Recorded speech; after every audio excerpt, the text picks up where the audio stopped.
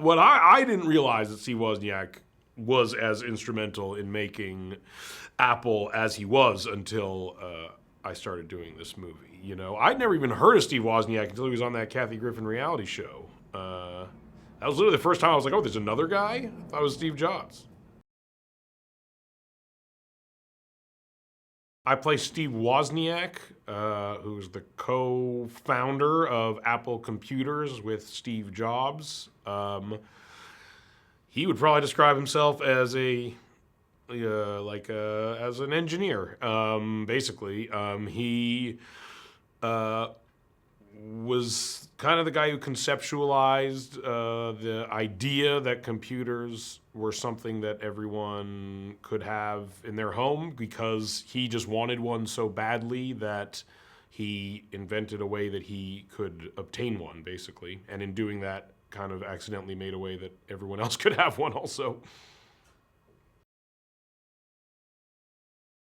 He is kind of seeing that Steve Jobs, I think for him it kind of is beginning to signify the end of his reign. As the Apple II was the most successful thing ever built, essentially, and Wozniak invented it. It was his machine, and Steve Jobs is about to come out with a new machine that could potentially begin to render Woz's machine obsolete. And what he wants is some recognition for the team that created the Apple II, because maybe they're not going to be around for much longer.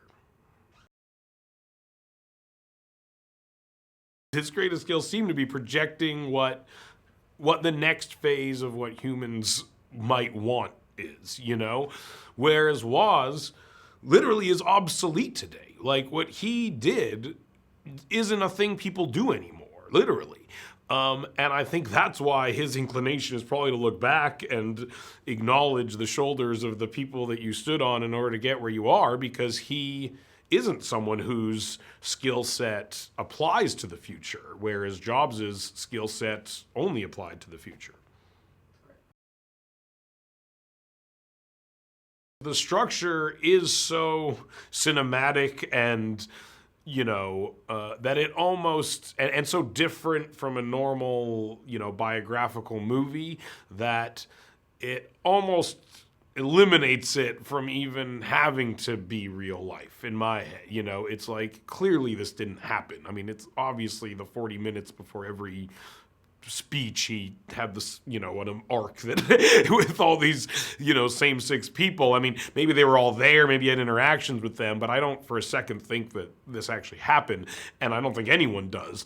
I think it's a brilliant way of portraying 30 years of history by, over the course of 3 kind of moments. Steve Jobs,